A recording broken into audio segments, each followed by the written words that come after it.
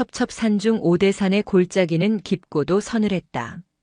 새벽 어둠이 채 가시지 않은 상원사의 공기는 살을 애는 듯 차가웠지만 정적을 깨는 소리는 어김없이 들려왔다. 쓱싹, 쓱싹. 거칠면서도 일정한 박자를 가진 빚을 소리였다. 칠순이 넘은 노승, 일관 스님은 대나무 빗자루를 굳게 쥐고 마당을 쓸고 있었다. 그의 허리는 꼿꼿했고 빗자루를 쥔 손마디는 고목의 뿌리처럼 단단했다. 그에게 마당을 쓰는 일은 단순한 청소가 아니었다. 흐트러진 마음을 다잡고 수행의 정진을 다짐하는 엄숙한 의식이었다. 게으름은 마음의 곰팡이다. 한순간도 빗자루를 놓아서는 아니 된다. 일관 스님은 굵은 목소리로 스스로를 다그치며 바닥에 떨어진 낙엽 하나를 기어이 쓸어 담았다. 흙바닥에는 빗자루가 지나간 자국이 부채살처럼 정갈하게 남았다. 티끌 하나 없는 마당, 그것이 곧 일관 스님의 마음이었다. 그때였다. 흐암. 고요한 산사를 가르는 늘어지는 하품 소리가 들려왔다. 일관 스님의 짙은 눈썹이 꿈틀했다. 비지를 멈추고 고개를 돌리니 툇마루 기둥에 기대어 세상 모르게 졸고 있는 작은 아이가 눈에 들어왔다. 이제 갓 4살이 된 동자승 혜인이었다. 승복이 헐렁해 어깨가 반쯤 드러난 채 침까지 흘리며 자고 있는 모습에 일관 스님은 혀를 찼다. 새벽 예불 시간에도 목탁 소리에 맞춰 꾸벅꾸벅 졸더니 해가 뜰 무렵까지 저 모양이었다. 스님은 빗자루를 고쳐 쥐고 성큼성큼 다가갔다. 혜인아, 해가 중천에 뜰 때까지 잘 셈이냐? 얼른 일어나 세수하고 마당 쓰는 것을 거들거라. 호통 소리에 혜인이 부스스 눈을 떴다. 잠기운이 가득한 맑고 깊은 눈망울이 스님을 향했다. 아이는 눈을 비비며 웅얼거렸다. 스님, 빗자루가 아프대요. 일관 스님은 기가 막히다는 듯 콧방귀를 뀌었다. 빗자루가 말을 해. 잠꼬대도 유분수지. 내 녀석이 하기 싫어서 꾀병을 부리는 게 뻔하구나. 아니에요. 스님이 너무 세게 문지르니까 흙이 따갑다고 하고 빗자루는 허리가 휜다고 하잖아요. 이 녀석 보게. 말대꾸는 청산유수로구나. 어서 내려오지 못할까. 혜인은 엉덩이를 털고 툇마루에서 내려왔다. 하지만 빗자루를 잡을 생각은 않고 마당 한가운데 쭈그리고 앉아 땅바닥을 뚫어지게 쳐다보았다. 일관 스님은 그 모습이 답답해 속이 터질 지경이었다. 거기서 개미 구경이나 할 때냐? 저기 저 낙엽들이 보이지 않느냐? 어서 쓸어라. 일관 스님이 손가락으로 가리킨 곳에는 방금 산바람에 실려온 붉은 단풍잎 몇 장이 떨어져 있었다. 방금 청소를 끝낸 곳에 또다시 떨어진 낙엽이었다. 일관 스님의 미간에 주름이 깊게 패였다. 어서 치워야 직성이 풀릴 터였다. 그러나 혜인은 고개를 갸웃거릴 뿐이었다. 스님, 바람이 심심해서 낙엽이랑 놀러 온 건데 왜 자꾸 쫓아내요? 힘만 들게. 놀러 오긴 누가 놀러와. 저건 다 치워야 할 번뇌 덩어리다. 쓰레기 아니에요. 산이 보낸 편지인데. 혜인은 고사리 같은 손으로 낙엽 한 장을 조심스럽게 집어들었다. 그리고는 콧노래를 흥얼거리며 낙엽을 다시 바람 부는 방향으로 훅 불어 날렸다. 잘 가라. 친구들 데리고 또 와. 그 모습을 본 일관 스님은 빗자루를 바닥에 쿵 찍었다. 이놈, 치우라고 했더니 도로 날려보내. 지금 장난하는 게냐? 스님, 어차피 바람이 불면 또 떨어질 텐데 왜 자꾸 치워요? 바람이 싫어해요. 무슨 소리? 수행자가 흘리는 땀은 헛된 것이 없다. 자연을 거스르는 게으름을 피우지 마라. 당장 이리 와서 비지를 배우거라. 일관 스님은 혜인의 손에 억지로 작은 쌀이 빗자루를 쥐어주었다. 하지만 혜인은 빗자루를 쥐고도 허공만 바라보았다. 아이의 시선은 마당을 넘어 저 멀리 먹구름이 몰려오는 산봉우리에 고정되어 있었다. 스님, 저기 봐요. 구름이 무거워서 헐떡거려요. 구름 타령 그만하고 바닥이나 보거라. 일관 스님은 해인의 엉뚱한 소리에 고개를 저으며 다시 맹렬하게 비지를 시작했다. 쓱싹, 쓱싹. 빗자루 소리가 다시금 상원사를 채웠다. 하지만 해인은 빗이라는 신용만 할 뿐 귀를 쫑긋 세우고 있었다. 휘잉. 갑자기 산 위쪽에서 평소와는 다른 날카로운 바람 소리가 들려왔다. 해인의 눈빛이 순간 달라졌다. 장난기 어린 눈망울이 사라지고 마치 천년을 산 노인처럼 깊고 그윽한 눈빛이 스쳐 지나갔다. 손님이 오시네. 아주 배가 고픈 손님들이. 해인의 중얼거림은 일관 스님의 빗자루 소리에 묻혀 허공으로 흩어졌다. 일관 스님은 알지 못했다. 이 게으르고 엉뚱한 동자승이 지금 무엇을 보고 무엇을 듣고 있는지. 상원사의 평화로운 가을 아침에 보이지 않는 균열이 일기 시작했다는 것을 말이다. 며칠이 지났다. 산중의 가을은 성큼성큼 달아나고 있었다. 아침 저녁으로 내리는 서리가 툇마루를 하얗게 덮기 시작했다. 겨울 채비를 서둘러야 할 시기였다. 상원사의 공양간 옆에는 큰 곳간이 있었다. 그곳에는 겨우내 스님들이 먹을 쌀과 말린 나물, 그리고 다람쥐나 산짐승들이 먹을 것이 없을 때를 대비해 모아둔 도토리와 밤이 자루 가득 쌓여 있었다. 일관 스님은 자비심으로 모아둔 이 곡식들을 보며 흐뭇해하곤 했다. 그러던 어느 날 아침이었다. 이게 무슨 일이냐? 일관 스님의 호통소리가 산사를 뒤흔들었다. 아침 공양을 준비하던 공양주 보살이 놀라서 달려나왔다. 스님, 무슨 일이십니까? 곳간을 보아라. 도토리 자루가 텅 비어 있지 않으냐? 일관 스님이 가리킨 곳에는 빈 자루들만 나뒹굴고 있었다. 바닥에는 도토리 몇 알만이 굴러다닐 뿐 밤새 누군가 싹쓸이에 간 것이 분명했다. 아이고 맙소사. 쥐가 들었나? 아니면 산짐승이 문을 열고 들어왔나?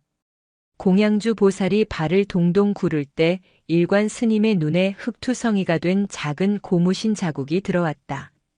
곳간 문턱에서 시작된 그 자국은 마당을 가로질러 산 입구 쪽으로 이어져 있었다. 그 발자국 크기는 상원사에서 딱 한 사람, 해인의 것과 일치했다. 해인 이 녀석. 일관 스님은 뒷짐을 지고 성큼성큼 해인의 방으로 향했다. 하지만 방은 비어 있었다. 불길한 예감이 든 스님은 발자국을 따라 산문 밖으로 나갔다. 산문 밖 숲이 시작되는 초입에 해인이 있었다. 녀석은 쭈그리고 앉아 무언가를 열심히 하고 있었다. 일관 스님이 가까이 다가가 보니 기가 막힌 광경이 펼쳐져 있었다. 해인은 곳간에서 가져온 도토리와 밤을 숲길 양옆에 흩뿌리고 있었다.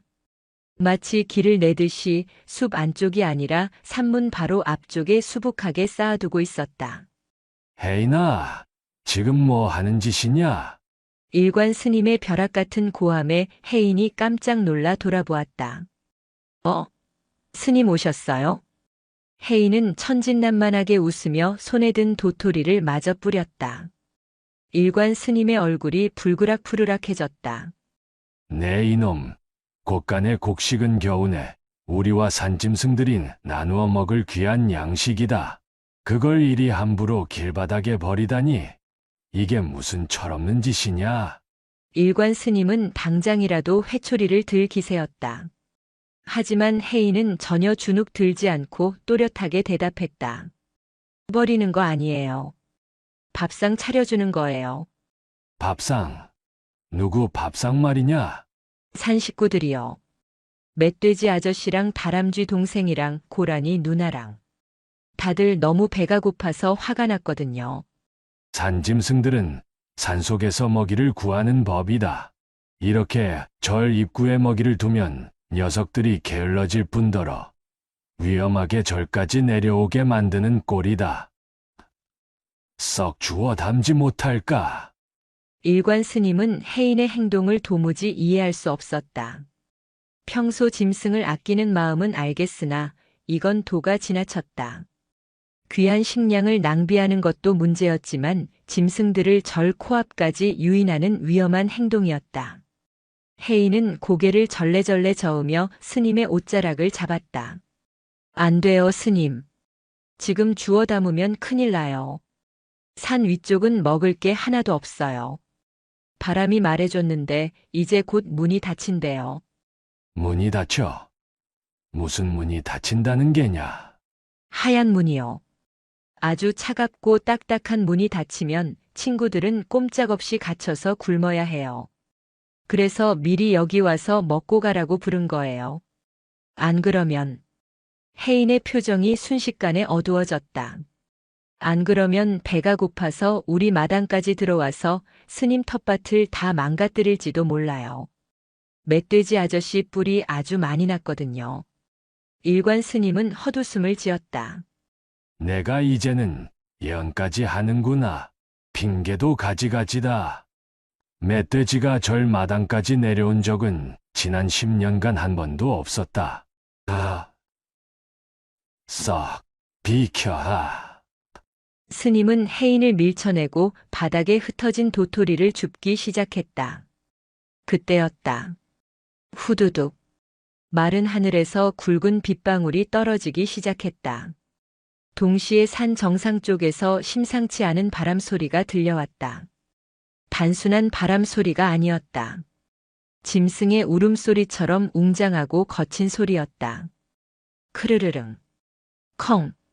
멀리서 멧돼지의 거친 숨소리 같은 것이 바람에 실려왔다. 일관 스님의 손이 멈칫했다. 스님 놔두세요.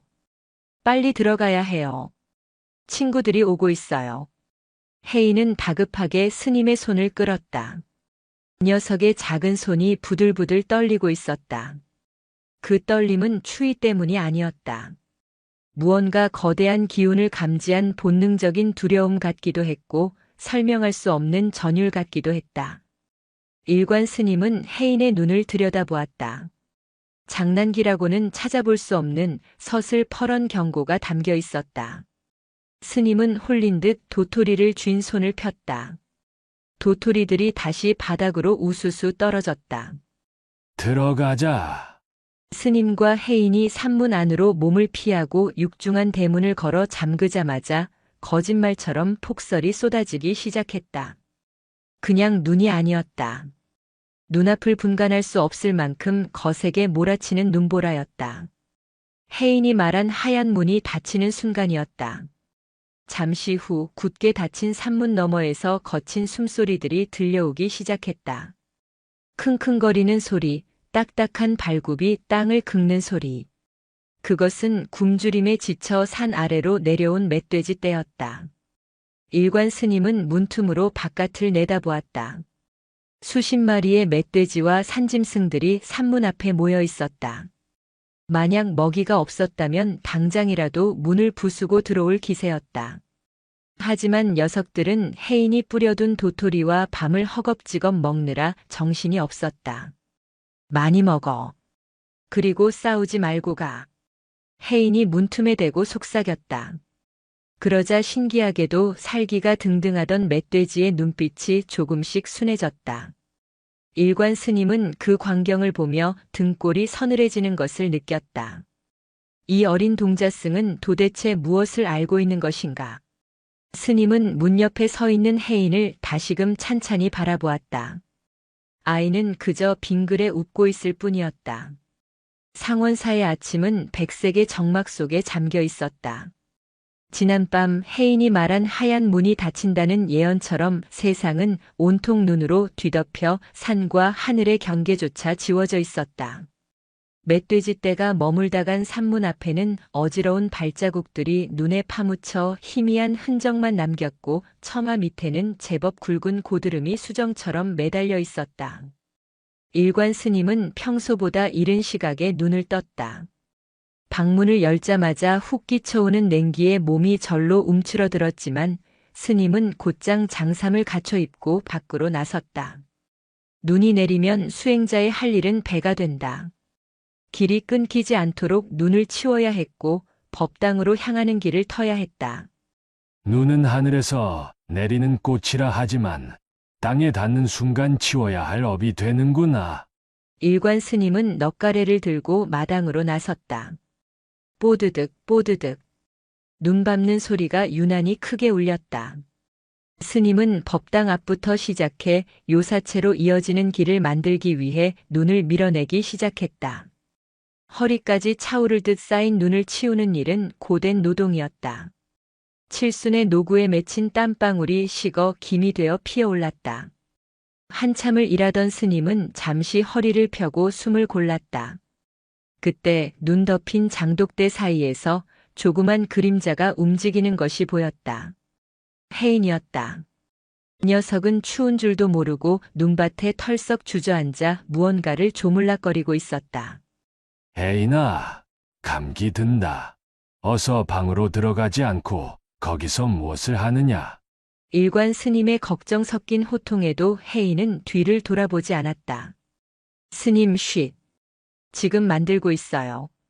무엇을 만든다는 게냐? 눈사람이라도 만드는 것이냐? 스님은 넉가래를 지팡이 삼아 짚고 혜인에게 다가갔다. 혜인의 앞에는 제법 그럴듯하게 빚어진 눈덩어리가 하나 놓여 있었다. 보통 아이들이 만드는 눈사람과는 모양새가 달랐다. 둥근 머리에 가부좌를 튼 다리, 그리고 합장한 손. 그것은 영락없는 작은 부처님의 형상이었다. 일관 스님은 내심 감탄했다. 고사리 같은 손으로 빚어낸 솜씨가 제법 맵시가 있었기 때문이다.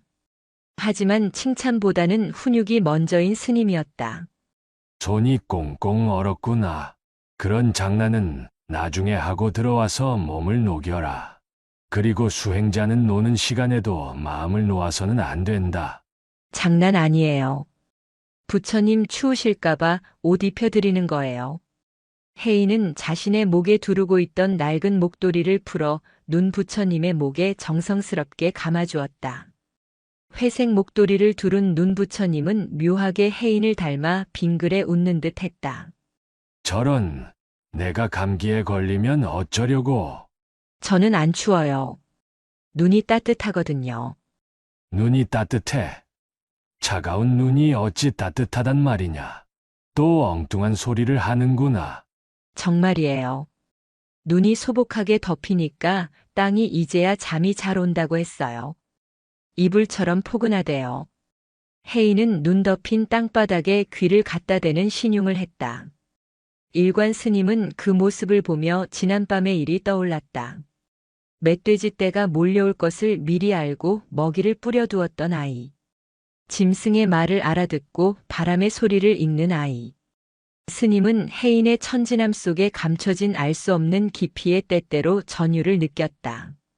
하지만 동시에 그것이 수행자의 본분을 흐리는 잡기나 신통력에 그치지 않을까 염려스러웠다. 에이나, 눈에 보이는 견상의 마음을 뺏기지 마라. 짐승의 소리를 듣는 것도 바람을 읽는 것도 다 흘러가는 것이다. 중요한 것은 지금 내 앞에 눈을 치우고 길을 내는 것이야. 알겠느냐? 일관 스님은 엄한 표정으로 훈계했다. 그러나 혜인은 눈 부처님의 머리를 쓰다듬으며 작게 중얼거렸다. 길은 치워서 만드는 게 아니라 밟아서 생기는 건데. 그 말에 일관 스님의 넉가래질이 뚝 멈췄다. 길은 밟아서 생기는 것. 그 단순한 말 속에 담긴 이치가 스님의 가슴을 쿵 하고 때렸다. 인위적으로 눈을 밀어내어 길을 만드는 자신과 그저 지나가면 그것이 곧 길이 된다는 아이. 스님은 잠시 혼란스러운 표정으로 혜인을 바라보았다. 말 장난하지 마라. 눈을 치우지 않으면 누군가 미끄러져 다친다. 그것이 자비심이다. 스님은 애써 마음을 다잡으며 다시 눈을 밀어내기 시작했다. 쓱쓱. 눈 밀리는 소리가 거칠어졌다. 며칠이 지나자 산사에 쌓였던 눈이 녹기 시작했다. 하지만 그것은 또 다른 고난의 시작이었다. 녹은 눈과 흙이 뒤엉켜 마당은 질척이는 진흙탕이 되었고 산바람에 떨어진 젖은 낙엽들이 바닥에 눌러붙어 흉물스러워졌다. 결벽에 가까운 일관 스님에게 이 시기는 고통 그 자체였다. 스님은 하루에도 10번씩 빗자루와 걸레를 들고 마당과 툇마루를 닦아냈다. 마음이 어지러우니 마당도 어지러운 법. 한 점의 얼룩도 남겨서는 안 된다. 스님은 젖은 낙엽 하나를 손으로 떼어내며 미간을 찌푸렸다. 낙엽은 바닥에 딱 달라붙어 좀처럼 떨어지지 않았다. 스님은 손톱 밑에 흙이 끼는 것도 아랑곳하지 않고 기어이 낙엽을 긁어냈다. 그때 혜인이 쪼르르 달려와 스님의 등 뒤에 매달렸다. 스님, 멧돼지 아저씨가 고맙다고 인사하고 갔어요. 인사, 멧돼지가. 네. 저기 산문 앞에 칡뿌리를 놓고 갔어요. 스님 드시래요. 일관 스님은 반신반의하며 산문으로 나갔다. 정말로 그곳에는 흑투성이 칡뿌리 2개가 놓여 있었다. 사람의 눈을 피해 밤중에 몰래 놓고 간 것이 분명했다. 스님은 칡뿌리를 들어 올리며 묘한 감정에 휩싸였다. 짐승조차 은혜를 안다는 것인가? 아니면 이 아이가 정말로 산의 주인이라도 되는 것인가? 가져가서 씻어라. 자로 다려 마시자꾸나. 스님은 무뚝뚝하게 말하며 돌아섰다. 하지만 스님의 발걸음은 여전히 마당에 질척이는 흙과 지저분한 낙엽들에 묶여 있었다. 스님, 그냥 두면 안 돼요? 흙이 마를 때까지 기다려요. 기다림도 때가 있는 법이다. 지금 치우지 않으면 이 더러움이 굳어버린다. 너도 어서 빗자루를 가져오거라. 일관 스님은 다시 빗자루를 들었다. 혜인은 입을 삐죽이며 마지못해 빗자루를 질질 끌고 왔다. 하지만 혜인의 빗자루는 허공만 휘저을 뿐 바닥의 낙엽을 건드리지 않았다. 아프겠다. 혜인이 젖은 땅을 보며 중얼거렸다. 일관 스님은 그 소리를 듣지 못한 채 오로지 깨끗한 마당을 만들기 위해 땀을 흘렸다. 그것이 수행이라 믿었고 그것이 상원사를 지키는 길이라 믿었기 때문이다. 하지만 스님은 몰랐다. 지금 자신이 쓸어내고 있는 것이 단순한 낙엽이 아니라 땅이 간절히 원하고 있는 온기라는 것을. 가을과 겨울의 경계, 계절이 숨을 고르는 시기가 찾아왔다. 며칠 전 내린 눈은 흔적도 없이 녹았지만 공기 중에 떠도는 한기는 날카로운 칼날처럼 변해 있었다. 하늘은 잿빛으로 낮게 내려앉아 금방이라도 무언가를 쏟아낼 듯 위태로웠다. 상원사의 마당은 늦가을 비바람이 예고된 탓에 긴장감이 감돌았다. 바람이 불 때마다 우수수 떨어지는 낙엽들은 젖은 땅 위를 뒹굴었다. 일관 스님에게는 전쟁과도 같은 시간이었다. 떨어지는 족족 치워야 한다. 비가 들이치기 전에 마당을 비워야 해. 스님은 새벽부터 빗자루를 놓지 않았다. 젖은 낙엽이 으깨져 바닥을 더럽히는 꼴을 도저히 볼 수 없었기 때문이다. 스님의 이마에는 굵은 땀방울이 맺혔다. 팔이 저려오고 허리가 뻐근했지만 스님의 비질은 멈추지 않았다. 마당 구석구석 돌틈 사이사이 끼어있는 낙엽 한 장까지 찾아내어 쓸어 담았다. 그때 툇마루에 앉아 하늘을 올려다보던 혜인이 자리에서 벌떡 일어났다. 아이의 표정이 평소와 달리 사뭇 진지했다. 스님, 냄새가 나요. 일관 스님은 비질을 멈추지 않은 채 대꾸했다. 무슨 냄새 말이냐? 저녁 공양 짓는 냄새냐? 아니요. 차가운 냄새요. 얼음 냄새. 혜인은 코를 킁킁거리며 마당으로 내려왔다. 그리고 스님이 열심히 쓸어 담아놓은 낙엽 더미 쪽으로 다가갔다. 이거 버리면 안 되는데. 또 그 소리냐? 어서 비켜. 곧 비가 쏟아질 게다. 스님은 혜인을 밀쳐내고 낙엽 더미를 거적에 담으려 했다. 그러자 혜인이 다급하게 스님의 팔을 붙잡았다. 작은 소나귀 힘이 어찌나 센지 스님의 동작이 멈칫했다. 스님 안 돼요. 흙이 추워서 이불이 필요하대요. 낙엽 이불을 덮어줘야 꽃들이 안 얼어 죽어요. 혜인의 눈은 간절했다. 단순히 떼를 쓰는 아이의 눈빛이 아니었다. 생명을 걱정하는 어미의 눈빛과도 같았다. 꽃. 다시 들어가는 국화 몇 송이 말하는 것이냐? 저런 것은 얼어 죽어도 내년에 다시 심으면 그만이다. 아니에요. 저기 구석에 스님이 안 보는 저기 돌틈에 작은 꽃들이 숨어 있어요. 걔네들은 이불이 없으면 오늘 밤에 다 죽어요. 혜인이 가리킨 곳은 담장 밑 구석진 자리였다. 그곳에는 이름 모를 들꽃들이 잎을 잔뜩 오므린 채 겨우겨우 생명을 부지하고 있었다. 하지만 일관 스님의 눈에는 그저 지저분한 잡초와 낙엽들이 뒤엉킨 지저분한 구석으로만 보였다. 에이나. 수행 도량은 정갈해야 한다. 너저분한 것을 방치하는 것은 수행자의 도리가 아니다. 비가 오고 나면 저 낙엽들이 썩어서 악취를 풍길 것이다. 썩는 게 아니라 흙한테 밥 주는 거예요. 그리고 따뜻하게 안아주는 거라고요. 혜인은 소리를 빽 지르며 낙엽 더미를 두 팔로 끌어안았다. 스님은 기가 막혔다. 내 이놈. 어디 어른 앞에서 소리를 지르느냐? 비켜라. 썩 비키지 못해. 일관 스님은 고집을 부리는 혜인을 번쩍 들어올려 툇마루에 앉혀버렸다.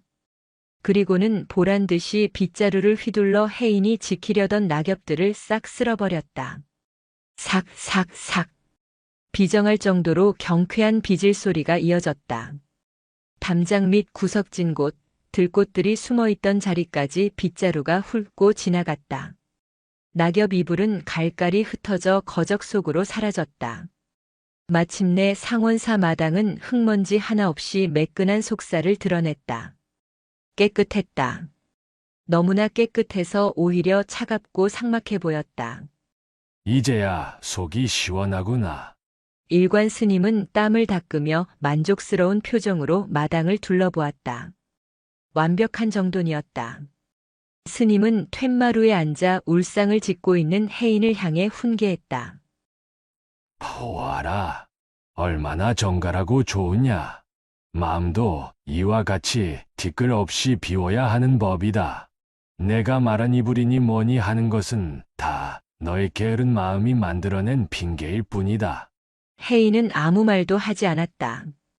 그저 슬픈 눈으로 헐벗은 맨 땅을 바라볼 뿐이었다. 그리고 나지막이 속삭였다. 아프겠다. 너무 춥겠다. 그날 저녁 혜인의 말대로 비가 쏟아지기 시작했다. 차가운 늦가을 비였다. 빗물은 깨끗하게 비워진 마당을 사정없이 때렸다. 낙엽이 덮여 있었다면 빗방울의 충격을 흡수했겠지만 맨 땅은 빗물에 그대로 패이고 깎여나갔다. 밤이 깊어지자 비는 진눈깨비로 변하더니 급기야 기온이 곤두박질치기 시작했다. 된설이었다. 휘잉, 휘잉. 골짜기를 타고 넘어온 칼바람이 상원사를 휘감았다. 일관 스님은 방문을 덜컹거리는 바람소리에 잠을 설쳤다. 왠지 모를 불안감이 가슴 한구석을 짓눌렀다. 낮에 혜인이 했던 말, 얼음 냄새가 난다던 그 말이 귓가에 맴돌았다.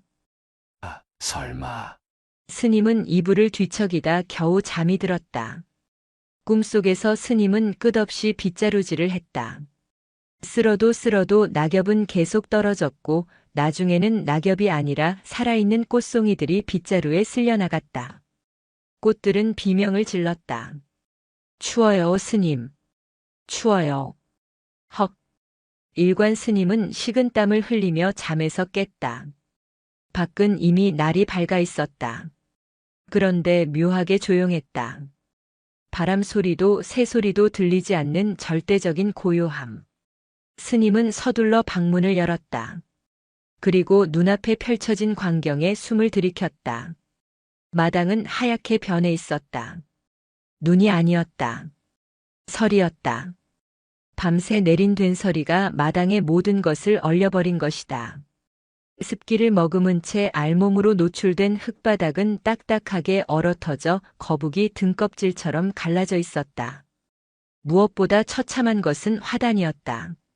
스님이 애지중지 가꾸던 국화들은 검붉게 타들어가 있었다. 냉해를 입은 것이다. 낙엽 하나 없이 깨끗하게 치워진 탓에 차가운 서리를 온몸으로 맞은 뿌리와 줄기가 새카맣게 얼어 죽어 있었다. 꼿꼿하게 서 있던 자존심 같던 국화들이 힘없이 고개를 쳐박고 있었다. 이럴 수가. 일관 스님은 망연자실하여 툇마루에서 내려서려다 멈칫했다. 발밑이 시렸다. 그때 마당 구석에서 작은 움직임이 느껴졌다. 혜인이었다. 혜인은 마당 한 구석, 유일하게 스님의 빗자루가 닿지 않았던 좁은 틈새에 쪼그리고 앉아 있었다. 그곳은 장독대 뒤편이라 스님이 미처 치우지 못한, 아니 혜인이 몰래 몸으로 가려 지켜낸 낙엽 한 줌이 남아있는 곳이었다. 혜인은 그 낙엽 더미를 조심스럽게 걷어내고 있었다. 잘 잤니? 많이 추웠지? 혜인의 목소리는 따뜻했다. 일관 스님은 홀린 듯 그쪽으로 다가갔다. 그리고 보았다. 검게 타죽은 국화들과 달리 혜인이 걷어낸 낙엽 이불 속에서 파릇파릇하게 살아 숨쉬는 작은 들꽃을. 이름도 없는 잡초 같은 그 꽃은 낙엽이 만들어준 공기층 덕분에 밤새 내린 죽음 같은 서리를 견뎌내고 보란듯이 생생한 초록빛을 뽐내고 있었다. 그 작은 초록색 생명력이 일관 스님의 눈을 찔렀다. 스님은 비틀거리며 뒷걸음질 쳤다. 자신의 손에 들려있던 빗자루가 툭 하고 바닥으로 떨어졌다. 깨끗함이 선이고 더러움이 악이라 믿었던 평생의 신념이 저 작은 들꽃 앞에서 와르르 무너져 내리고 있었다. 스님의 입술이 파르르 떨렸다. 내가 무슨 짓을... 차갑게 얼어버린 마당 한가운데서 일관 스님은 비로소 자신의 빗자루가 쓸어낸 것이 단순한 낙엽이 아니라 생명을 지키는 보호막이었음을, 자신의 결벽이 살생이었음을 뼈저리게 느끼고 있었다. 상원사의 새벽을 깨우던 범종 소리가 멈췄다. 지난 수십 년간 단 하루도 거르지 않았던 예불 소리가 끊긴 것이다. 칠흑 같은 어둠 속에 잠긴 산사는 기이한 침묵에 휩싸였다. 오로지 바람만이 처마 끝 풍경을 때리며 스산한 울음소리를 낼 뿐이었다. 일관 스님은 자리에서 일어나지 못했다. 지난밤 얼어 죽은 국화와 살아남은 들꽃을 보며 받았던 충격은 칠순 노승의 육신을 무너뜨리기에 충분했다. 마음의 기둥이 흔들리자 몸의 기둥도 함께 무너져 내린 것이다. 스님은 식은 땀을 흘리며 끙끙 앓았다. 열이 펄펄 끓는 와중에도 스님의 손은 허공을 휘젓고 있었다. 쓸어야 한다. 쓸어야 해. 헛소리였다. 꿈속에서조차 스님은 빗자루를 놓지 못하고 있었다. 하지만 꿈속의 마당은 아무리 쓸어도 깨끗해지지 않았다. 빗자루가 지나간 자리마다 검은 흙탕물이 솟구쳤고 그 위로 죽은 꽃들의 비명이 환청처럼 들려왔다. 스님, 스님. 누군가 뜨거운 이마에 차가운 손을 얹었다. 혜인이었다. 혜인은 밤새 스님의 곁을 지키고 있었다. 아이는 물에 적신 수건을 스님의 이마에 올리며 걱정스러운 눈빛으로 내려다보았다. 평소 장난기 가득하던 얼굴은 온데간데 없고 마치 오래된 불상처럼 침착하고 고요한 표정이었다. 일관 스님은 가쁜 숨을 몰아쉬며 눈을 떴다. 희미한 촛불 아래 혜인의 얼굴이 어른거렸다. 혜인아, 지금 몇 시냐? 종을 쳐야 하는데. 스님은 억지로 몸을 일으키려 했지만 천근만근 무거워진 몸은 말을 듣지 않았다. 스님, 오늘은 종이 쉬고 싶대요. 종도 목이 아프대요. 무슨 소리냐? 수행자의 일과에 쉼이란 없다. 네, 빗자루를 다오. 일관 스님은 벽에 기대어 놓은 빗자루를 향해 손을 뻗었다. 하지만 혜인은 빗자루를 스님의 손에 쥐어주는 대신 방문을 활짝 열어젖혔다. 확! 차가운 산바람이 방 안으로 밀려 들어왔다. 스님은 몸을 떨었지만 혜인은 아랑곳하지 않고 마루 끝에 걸터 앉았다. 바람이 청소해 주러 왔어요. 스님 빗자루보다 훨씬 더 부드럽게. 문을 닫아라. 먼지가 들어온다. 먼지가 아니라 산냄새가 들어오는 거예요. 스님, 저기 봐요. 마당이 춤을 춰요. 일관 스님은 몽롱한 눈으로 열린 문 밖을 내다보았다. 동이 트기 시작한 푸스름한 새벽빛 아래 마당은 어제와 다른 모습이었다. 스님이 알아놓은 하루 사이 바람은 다시 낙엽들을 마당으로 불러 모았다. 붉고 노란 잎들이 흙바닥 위를 뒹굴고 있었다. 예전 같으면 당장 뛰쳐나가 치워버렸을 풍경이었다. 하지만 힘이 빠진 스님의 눈에는 그 모습이 다르게 보였다. 낙엽들은 지저분한 쓰레기가 아니라 얼어붙은 땅을 위로하듯 덮어주는 담요처럼 보였다. 바람이 불 때마다 낙엽들은 사각거리는 소리를 내며 이리저리 옮겨다녔다. 마치 춤을 추는 것 같다는 혜인의 말이 헛소리가 아니었다. 어지럽구나. 어지러운 게 아니라 섞이는 거예요. 하늘이랑 땅이랑 바람이랑 잎사귀랑 다 같이 노는 거예요. 혜인은 방 안으로 들어와 스님이 덮고 있던 이불을 꼼꼼하게 여며주었다. 그리고는 품에서 꼬깃꼬깃한 종이 뭉치를 꺼냈다. 이거 드세요. 멧돼지 아저씨가 준 칡뿌리 달인 물이에요. 제가 아궁이에 불 떼서 만들었어요. 혜인이 내민 사발에는 거무튀튀한 물이 담겨 있었다. 흙냄새와 쓴냄새가 진동했다. 평소 정갈한 찬물만 마시던 스님이었다면 입도 대지 않았을 것이다. 하지만 스님은 떨리는 손으로 사발을 받아들었다. 한 모금 마시자 쌉싸름한 흙의 맛이 입안 가득 퍼졌다. 목구멍을 타고 넘어가는 투박한 액체가 이상하리만큼 따뜻했다. 그것은 정제된 맛이 아니었다. 거친 산의 생명력이 그대로 녹아있는 날것의 맛이었다. 쓰구나.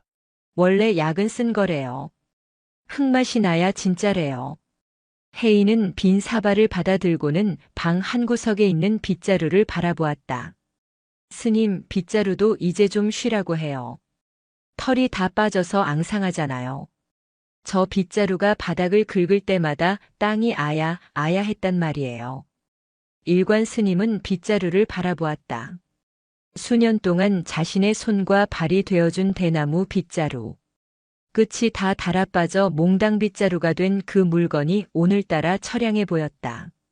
스님은 자신이 그동안 땅을 보듬은 것이 아니라 땅의 살가죽을 벗겨내듯 긁어대고 있었음을 인정할 수밖에 없었다. 에이나. 네, 내 눈에는 세상이 어떻게 보이느냐? 나는 평생을 닦고 또 닦아도 보이지 않던 것들이 어찌 너에게는 그리 선명하게 보이는 게냐? 스님의 목소리에는 회한이 섞여 있었다. 평생의 수행이 고작 내 살배기 아이의 눈보다 못하다는 자괴감이었다. 혜인은 갸웃거리며 대답했다. 저는 그냥 보는 건데요. 스님은 자꾸 지우개로 지우려고 하니까 안 보이는 거예요. 그림을 그려야 하는데 자꾸 지우기만 하면 도화지가 찢어지잖아요.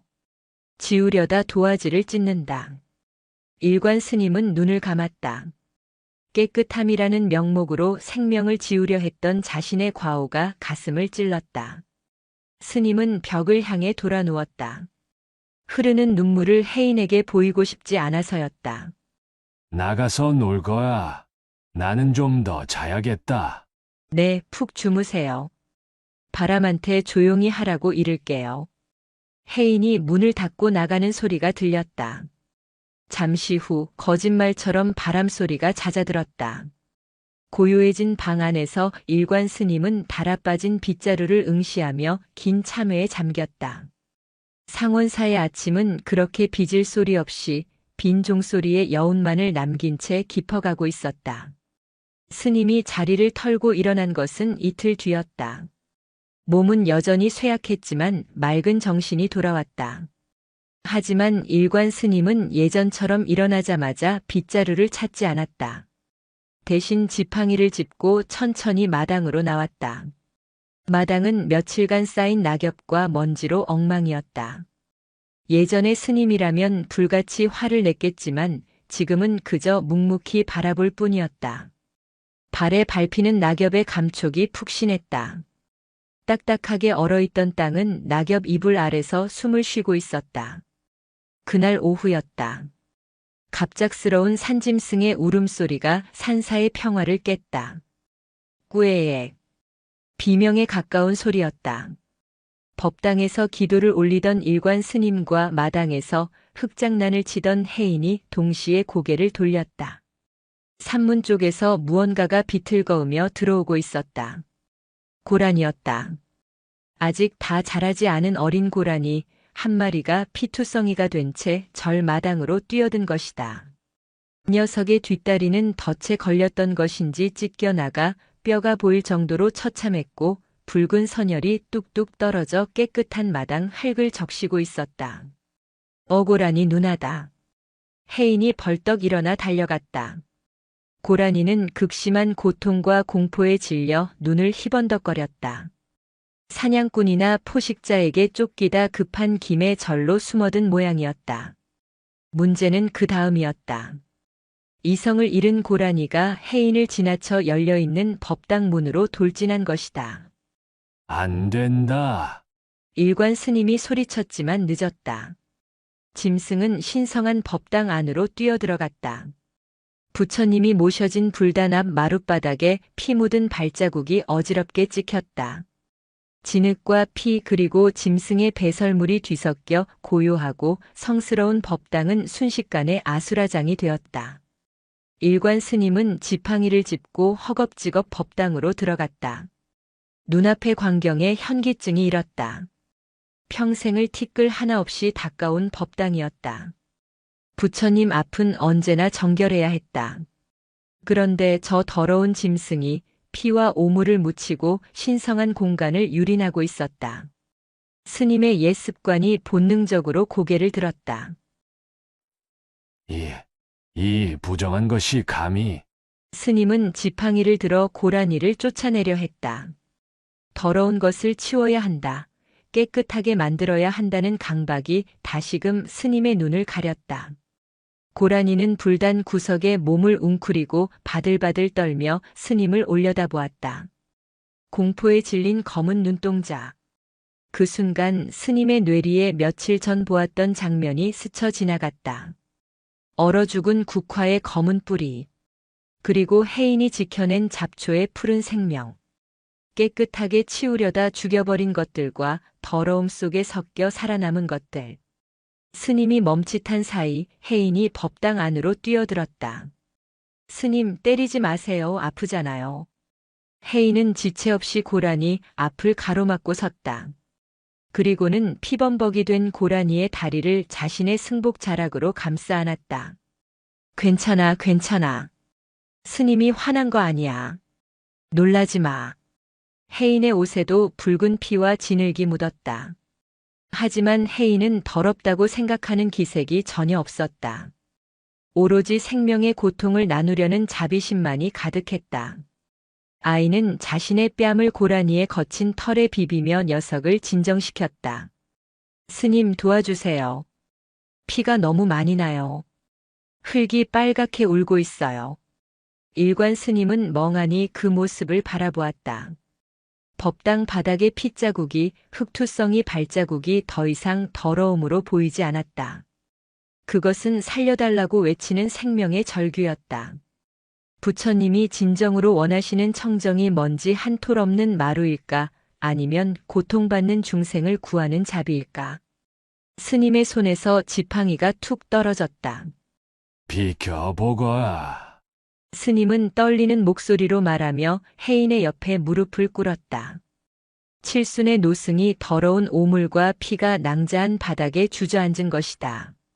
스님의 깨끗했던 회색 장삼이 순식간에 흙탕물로 얼룩졌다. 스님? 해인이 놀란 눈으로 쳐다보았다. 일관 스님은 대답 대신 입고 있던 장삼의 소매 끝을 잡았다. 찍! 둔탁한 소리와 함께 옷감이 찢어졌다. 스님은 찢어낸 천 조각으로 고라니의 상처 부위를 단단히 묶었다. 가만히 있거라. 움직이면 피가 더 난다. 스님의 손길은 거칠었지만 따뜻했다. 고라니도 스님의 마음을 느꼈는지 발버둥을 멈추고 거친 숨을 몰아쉬었다.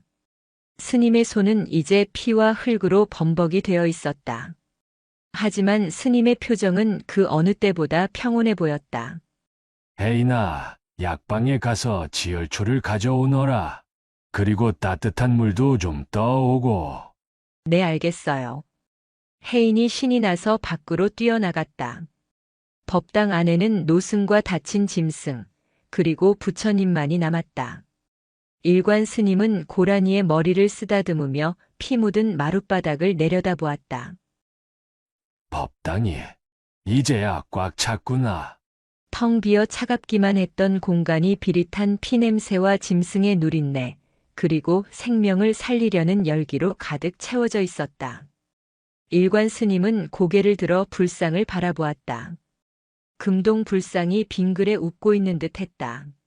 부처님, 죄송합니다. 제 수행이 부족하여 이제야 알았습니다.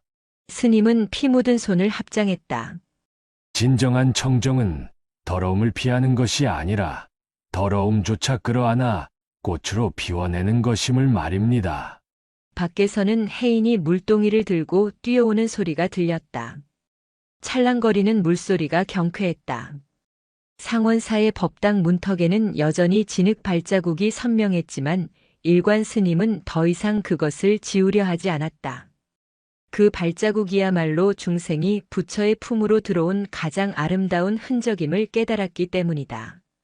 산사의 저녁 햇살이 흑투성이가 된 스님과 짐승, 그리고 아이 위로 따스하게 내려앉고 있었다. 상원사는 거대한 설국의 섬이 되었다. 오대산의 겨울은 자비가 없었다. 며칠째 쉬지 않고 내린 눈은 산길을 완전히 지워버렸고 처마 끝까지 차오른 눈더미는 세상과의 인연을 끊으라는 듯 저를 고립시켰다. 법당 한 구석 부처님이 내려다보는 자리에 낯선 풍경이 생겼다. 스님들이 방석을 깔고 앉아야 할 자리에 두툼한 지푸라기와 낡은 거적이 깔려 있었다. 그리고 그 위에는 뒷다리에 붕대를 감은 어린 고라니가 웅크리고 누워 있었다. 법당 안 공기는 예전과 달랐다. 은은한 향 냄새 대신 짐승의 누린내와 지푸라기 냄새, 그리고 상처에 바른 약초 냄새가 뒤섞여 묘한 냄새를 풍겼다. 예전의 일관 스님이라면 코를 막고 질색했을 냄새였다. 하지만 일관 스님은 묵묵히 고라니 옆에 앉아 있었다. 약은 잘 먹었느냐? 열은 좀 내린 것 같구나. 스님은 거친 손으로 고라니의 등 털을 쓰다듬었다. 고라니는 스님의 손길을 피하지 않고 젖은 눈망울을 깜빡였다. 녀석의 몸에서 전해지는 따뜻한 체온과 규칙적인 심장 박동이 스님의 손바닥을 타고 전해졌다. 그것은 목탁 소리보다 더 원초적이고 생생한 생명의 울림이었다. 스님, 누나가 배가 고프대요. 혜인이 콩죽이 담긴 사발을 들고 쪼르르 들어왔다. 그래, 이리 다오. 녀석이 기력을 찾으려면 잘 먹어야지. 스님은 혜인에게서 사발을 받아 고라니의 입가에 가져갔다. 하지만 야생의 습성이 남은 녀석은 낯선 음식 냄새에 고개를 돌렸다. 녀석 참. 절 밥이 입에 안 맞는 게냐? 이게 얼마나 귀한 것인데. 스님, 그렇게 주는 거 아니에요. 엄마처럼 줘야 해요. 혜인이 다가와 손가락에 콩죽을 푹 찍었다. 그리고는 고라니의 입가에 살살 문질러주며 혀를 차는 소리를 냈다. 자, 먹자. 옳지, 착하지. 혜인의 손가락을 학작이던 고라니는 그제야 안심한 듯 사발에 코를 박고 죽을 먹기 시작했다. 쩝쩝거리는 소리가 법당 안에 크게 울렸다. 부처님 앞에서 짐승이 소리를 내며 밥을 먹는 전례 없는 광경이었다. 일관 스님은 그 모습을 보며 희미한 미소를 지었다. 에이나, 너는 어찌 그리 짐승의 마음을 잘 아느냐? 그냥 알아요. 눈을 보면 말이 들려요. 지금은 고소하다, 따뜻하다 그러네요. 나는 70년을 사람 속에서 살았어도 사람 마음 하나 읽기가 어려운데 너는 참으로 신통하구나. 일관 스님은 고라니가 죽을 비우는 동안 녀석의 똥오줌을 치웠다. 법당 바닥에 짐승의 배설물이 묻어 있었지만 스님은 더 이상 걸레를 빨아오라 소리치지 않았다. 대신 묵묵히 삽으로 퍼내고 젖은 걸레로 닦아냈다. 닦아낸다는 행위는 같았으나 그 마음은 하늘과 땅 차이였다. 전에는 더러움을 없애기 위한 비질이었다면 지금은 생명이 머물 자리를 편안하게 해주기 위한 보살핌의 손길이었다. 밤이 깊어지자 눈보라가 더욱 거세졌다. 문풍지가 찢어질 듯 울어대고 법당 안의 촛불이 위태롭게 흔들렸다. 고라니가 불안한 듯 귀를 쫑긋거렸다. 무서운 모양이구나. 산속에 두고 온 어미 생각이라도 나는 게냐. 스님은 걱정스러운 눈빛으로 고라니를 보았다. 그때 혜인이 자신의 이불을 끌고 법당으로 들어왔다. 스님, 저 오늘 여기서 잘래요. 누나가 혼자 있으면 무서워서 못 잔대요. 법당은 잠을 자는 곳이 아니다. 방에 가서 자거라. 습관처럼 훈계가 튀어나왔지만 스님은 곧 입을 다물었다. 이미 법당은 고라니의 침실이 되지 않았던가.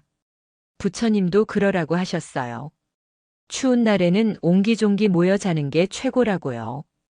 혜인은 대답도 듣지 않고 고라니의 등 뒤에 이불을 펴고 누웠다.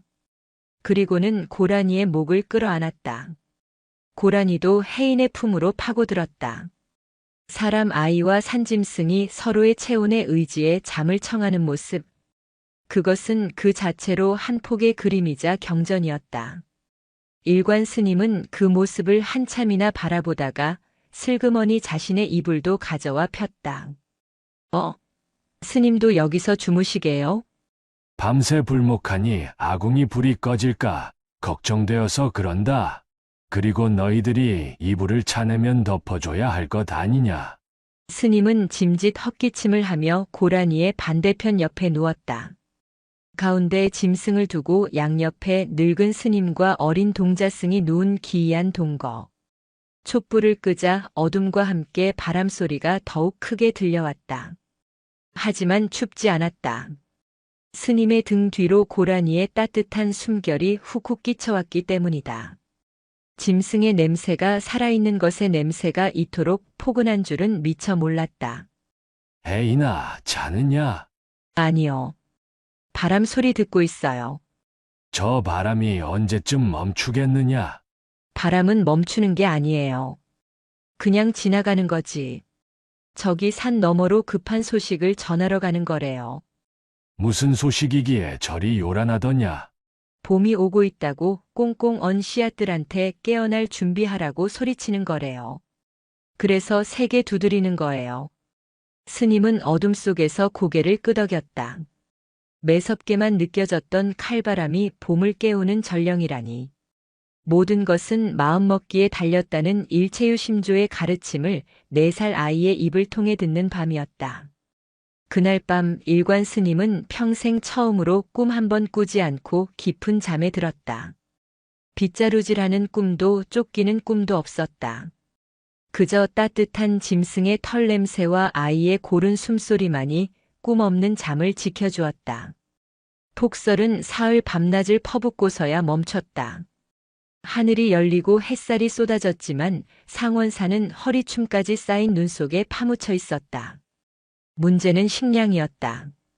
예정보다 겨울이 빨리 그리고 독하게 찾아온 탓에 땔감과 곡식이 빠르게 줄어들고 있었다. 특히 고라니까지 입이 하나 늘었으니 걱정이 이만저만이 아니었다. 일관 스님은 근심 어린 표정으로 눈 덮인 마당을 내다보고 있었다. 그때였다. 쿵쿵. 산문 쪽에서 둔탁한 소리가 들렸다. 눈을 헤치고 누군가 걸어오고 있었다.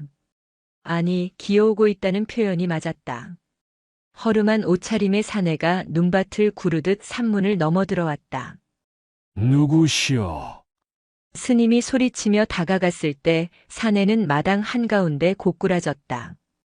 거친 숨을 몰아쉬는 사내의 등에는 낡은 자루 하나가 매어 있었고 허리춤에는 무언가 삐죽 튀어나와 있었다. 스님의 눈이 매섭게 빛났다.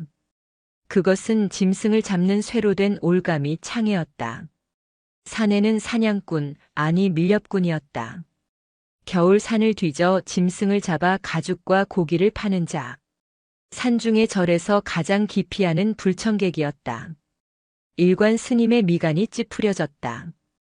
피냄새를 풍기는 자가 수행 도량에 들어온 것이다. 살려주십시오. 스님. 사내는 파랗게 질린 입술로 애원했다. 동상에 걸린 손과 발은 이미 감각이 없는 듯 했다. 예전에 일관 스님이었다면 당장 내쫓지는 않았어도 냉랭하게 대하며 헛간이나 내어주었을 것이다. 살생을 업으로 삼는 자에 대한 본능적인 거부감 때문이었다. 하지만 스님의 뇌리에 법당에 누워있는 고라니가 스쳤다. 저 사내가 설치한 덫에 고라니가 다쳤을지도 모른다. 생각이 거기까지 미치자 울컥 화가 치밀어 올랐다. 부처님 도량에 피 비린내를 묻히고 들어오다니 썩 나가지 못할까. 스님도 모르게 호통이 튀어나왔다. 사내는 힘없는 눈으로 스님을 올려다보다가 의식을 잃고 늘어졌다. 스님, 아저씨가 쓰러졌어요. 혜인이 방에서 뛰쳐나왔다. 혜인아, 가까이 가지 마라. 이 자는 산짐승을 해치는 사냥꾼이다. 스님이 혜인을 막아섰다. 하지만 혜인은 사내의 얼굴을 들여다보더니 고개를 저었다. 아니에요, 스님. 사냥꾼 아니에요. 아빠예요. 아빠라니? 무슨 소리냐? 집에 아기들이 배가 고파서 울고 있대요. 그래서 뭐라도 찾으러 산에 온 거예요. 냄새가 나요. 아주 슬프고 배고픈 냄새가. 혜인은 주저없이 사내의 언손을 자신의 작은 손으로 감싸 쥐었다. 손이 얼음장 같아요. 스님, 빨리 방으로 옮겨요. 얼어 죽겠어요. 혜인의 말에 일관 스님은 정신이 번쩍 들었다. 사냥꾼이기 이전에, 가장이기 이전에 눈앞에서 죽어가는 생명이었다. 법당의 고라니를 살린 마음으로 사람을 살리지 못한다면 그것이야말로 위선이 아닌가. 내가 잠시 미혹했구나. 어서 다리 쪽을 들어라. 스님은 사내를 업어 요사체 따뜻한 아랫목에 눕혔다. 젖은 옷을 벗기고 마른 승복으로 갈아입힌 뒤 쉼없이 팔다리를 주물렀다. 혜인은 부엌으로 달려가 남은 식량을 탈탈 털어 미음을 끓였다. 한참 뒤 사내가 기침을 하며 눈을 떴다. 여기가 어딥니까? 상원사요. 정신이 좀 드시오. 사내는 스님과 혜인을 번갈아 보더니 황급히 몸을 일으키려 했다. 죄송합니다. 제가 감히 절에 들어와서. 누워 계시오. 몸이 아직 성치 않소. 일단 이것 좀 드시구려. 스님이 내민 미음 그릇을 받아든 사내의 손이 덜덜 떨렸다. 그는 개걸스럽게 죽을 마셨다. 며칠을 굶은 듯 했다. 죽 한 그릇을 비운 사내는 그제야 정신이 드는지 주변을 둘러보았다. 그러다 방구석에 놓인 자신의 짐꾸러미를 발견하고 안도와 수치심이 뒤섞인 표정을 지었다. 자루 밖으로 삐져나온 덫이 스님의 눈에 들어왔다. 겨울산은 위험하오. 어찌 그리 무모하게 올라오셨소? 입이 무서워서 그랬습니다. 아랫마을에 쌀독이 바닥난 지 오래입니다. 아이들은 굶어 죽어가는데 애비란 놈이 빈손으로 있을 수가 없어서. 사내는 고개를 떨구고 흐느꼈다. 산 짐승이라도 한 마리 잡으면 며칠은 연명할 수 있을까 싶어 눈길을 뚫고 올라왔는데 짐승 그림자도 못 보고 얼어 죽을 뻔했습니다. 부처님이 벌을 내리신 게지요. 그의 눈물은 진심이었다. 살생의 욕망이 아니라 생존의 절박함이었다. 일관 스님은 가슴 한 구석이 묵직해졌다. 그때였다. 덜컹 하고 방문이 열리더니 무언가가 방 안으로 쑥 들어왔다. 누나, 여기는 더 따뜻해. 이리 들어와. 혜인이었다. 그리고 혜인의 뒤를 따라 절뚝거리며 들어온 것은 다름 아닌 그 고란이었다. 사내의 눈이 휘둥그레졌다. 고란이? 사내의 손이 본능적으로 허리춤을 더듬었다. 사냥꾼의 습관이었다. 눈앞에 먹잇감이, 그것도 도망가지 못하는 짐승이 제 발로 걸어 들어온 것이다. 하지만 사내는 곧 멈칫했다. 고라니의 뒷다리에 감긴 하얀 붕대. 그리고 그 붕대를 감아준 것이 분명해 보이는 노승의 자비로운 눈빛, 짐승의 목을 끌어안고 있는 아이의 순수한 미소.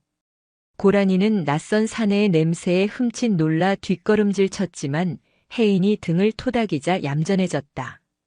고라니의 맑고 검은 눈동자가 사내의 흔들리는 눈동자와 마주쳤다.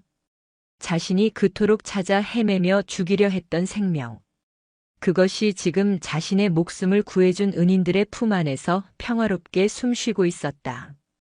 사내의 손에서 힘이 빠졌다. 그는 얼굴을 감싸 쥐고 오열했다. 으흐. 제가 미쳤지. 미쳤어. 저리 예쁜 것을. 일관 스님은 조용히 사내의 어깨에 손을 얹었다. 배고픔은 죄가 아니오. 하지만 생명은 서로의 살을 뜯어먹고 사는 것이 아니라 서로의 온기에 기대어 사는 것임을 이 짐승이 가르쳐 주는구려. 스님, 아저씨 울지 말라고 해요. 누나가 슬퍼해요. 혜인이 사내에게 다가가 고라니의 머리를 쓰다듬던 손으로 사내의 거친 손등을 쓰다듬었다. 사내는 눈물범벅이 된 얼굴로 고개를 들었다. 혜인과 고라니 그리고 스님. 좁은 방 안은 묘한 온기로 가득 찼다. 일관 스님은 자리에서 일어났다. 그리고 벽장 깊숙한 곳에서 묵직한 자루 하나를 꺼냈다.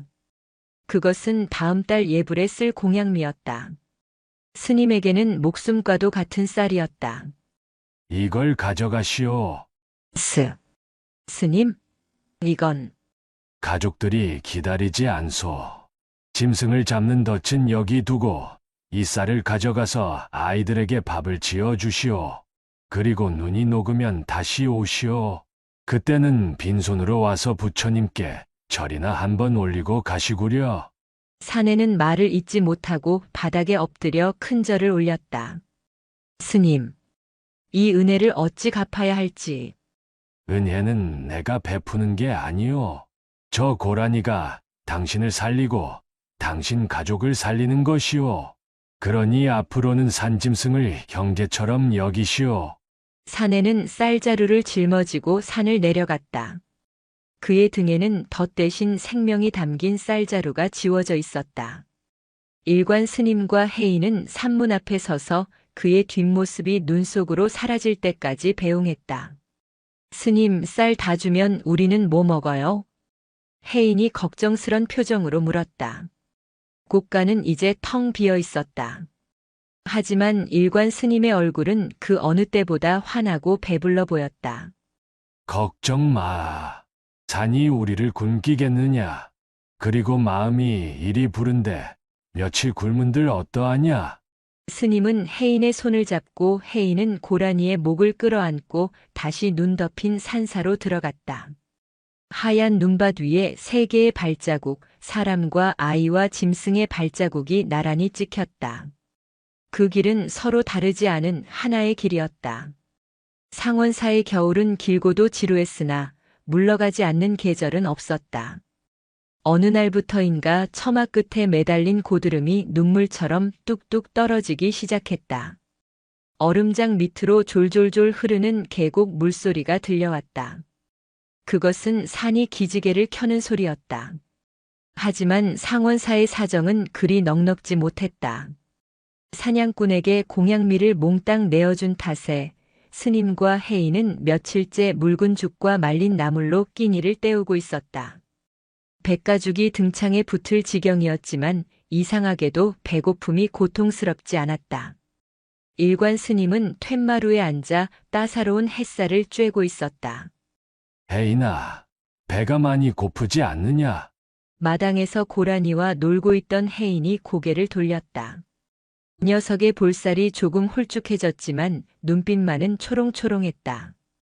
괜찮아요. 배에서 꼬르륵 소리가 나면 아, 내 몸이 일을 하고 있구나 생각하래요. 누가 그러더냐? 부처님이요. 그리고 멧돼지 아저씨도 겨울에는 다들 배고픈 거래요.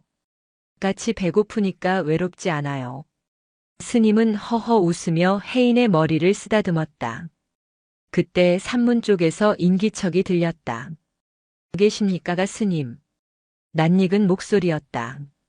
지난 겨울 덫을 들고 찾아왔던 그 사내였다.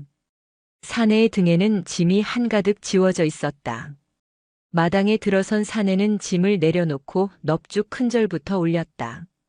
아니, 이 눈 녹은 진창기를 어찌 올라오셨소?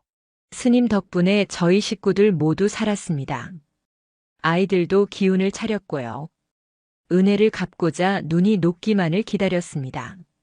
사내가 풀어 헤친 진보다리에는 쌀 한 가마니와 겨운에 말린 시래기, 그리고 귀한 약초들이 가득했다.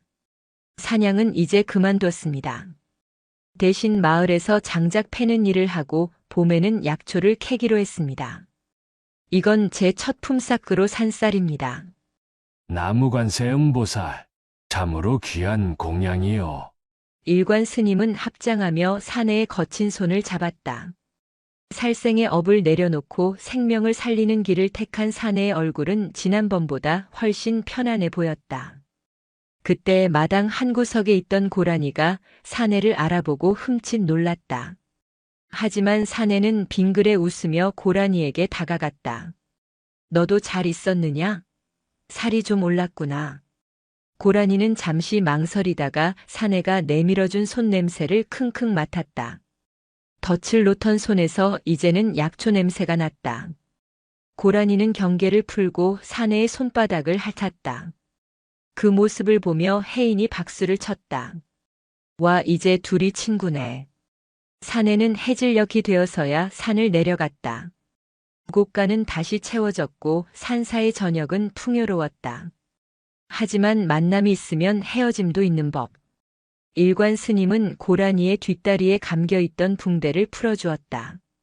상처는 말끔히 아물어 새살이 돋아 있었다. 이제 갈 때가 되었구나. 스님은 아쉬운 마음에 고라니의 목덜미를 한참이나 쓰다듬었다. 겨울 내내 한 이불을 덮고 자며 정이 듬뿍 든 탓이었다. 스님, 누나 보내기 싫으세요? 혜인이 물었다. 그래. 녀석이 가면 법당이 텅 비어 허전할 것 같구나. 빈 게 아니에요. 누나가 숲으로 가면 숲이 꽉 차잖아요. 여기 있으면 좁아서 답답하대요. 혜인은 고라니의 엉덩이를 토닥거렸다. 가서 엄마랑 밥 먹어. 고라니는 몇 번이나 뒤를 돌아보았다. 일관 스님과 혜인, 그리고 자신을 살려준 상원사를 눈에 담으려는 듯 했다.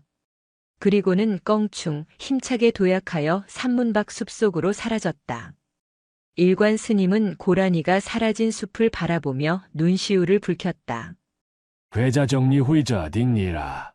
만나는 자는 반드시 헤어진다 하였거늘. 이 늙은 중은 아직도 이별이 서툴구나. 스님, 슬퍼하지 마세요.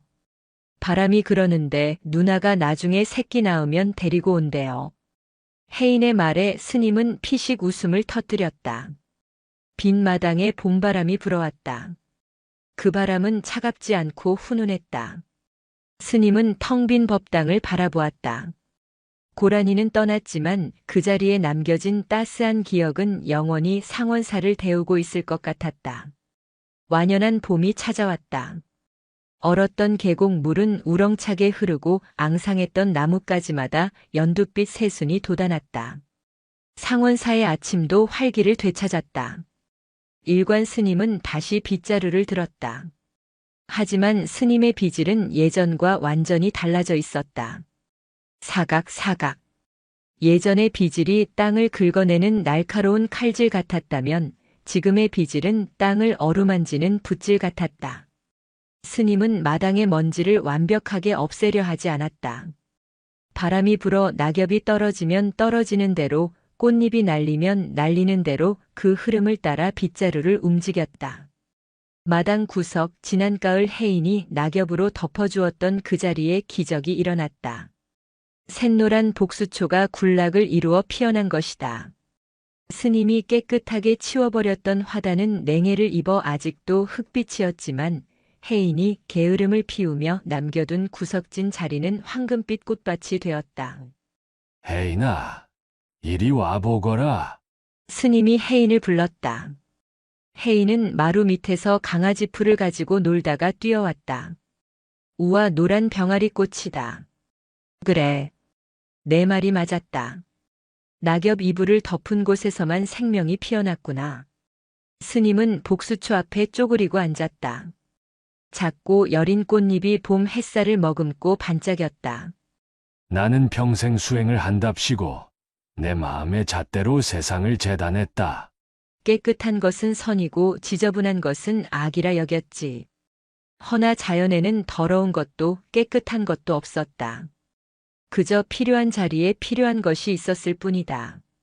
스님은 빗자루를 들어 복수초 주변에 떨어진 마른 잎사귀들을 살살 쓸어주었다. 치워버리는 것이 아니라 꽃의 뿌리를 덮어주기 위함이었다. 스님, 이제 빗자루가 안 아프대요. 해인이 방긋 웃으며 말했다. 빗자루가 춤추는 것 같대요. 땅이랑 간지럼 태우기 놀이하는 거래요. 아, 춤이라. 그래, 사는 게 다 춤이 아니겠느냐. 바람 부는 대로, 물 흐르는 대로 몸을 맡기면 그게 바로 춤이고 수행인 것을. 일관 스님은 자리에서 일어나 허리를 폈다. 70평생 꼿꼿하게만 세우려 했던 허리가 부드럽게 휘어졌다. 스님의 시선이 멀리 오대산의 능선을 향했다. 구름이 산허리를 감싸 안으며 흐르고 있었다. 산은 구름을 막지 않고 구름은 산을 뚫으려 하지 않았다. 그저 서로 어우러져 하나의 풍경이 되었다. 오후가 되자 나른한 춘곤증이 몰려왔다. 혜인아, 우리 마루에서 낮잠이나 한숨 잘까? 예전 같으면 대낮에 무슨 낮잠이냐 며 호통을 쳤을 스님이 먼저 제안을 했다.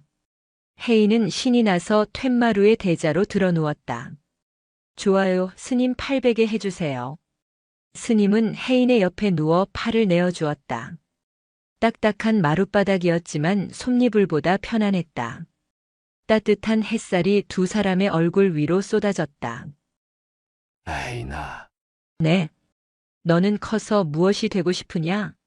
큰 스님이 되어 천하를 호령하고 싶으냐? 해인은 하품을 크게 하며 웅얼거렸다. 아니요. 저는 그냥 바람이 될래요. 바람. 네. 바람이 돼서 더운 사람 부채질해주고 낙엽 데리고 놀러 다니고 민들레 홀씨 멀리 날려줄래요. 스님 땀도 식혀주고요. 일관 스님은 빙그레 웃었다. 큰 깨달음을 얻어 부처가 되겠다는 거창한 서원보다 이름 없는 바람이 되어 세상을 이롭게 하겠다는 아이의 마음이 더없이 크고 넓어 보였다. 그래, 너는 이미 바람이구나. 자유롭고 걸림없는 바람. 스님의 눈꺼풀이 무거워졌다. 빗자루는 마당 한 구석에 비스듬히 놓여 있었다. 바람이 불어와 벚꽃잎 몇 장을 마당에 떨어뜨렸다. 빗자루는 가만히 그 꽃잎들을 지켜보았다. 치우지 않아도 좋았다. 쌓이면 쌓이는 대로 흩어지면 흩어지는 대로 상원사의 마당은 이미 완벽했다. 어느새 스님과 해인은 깊은 잠에 빠져들었다.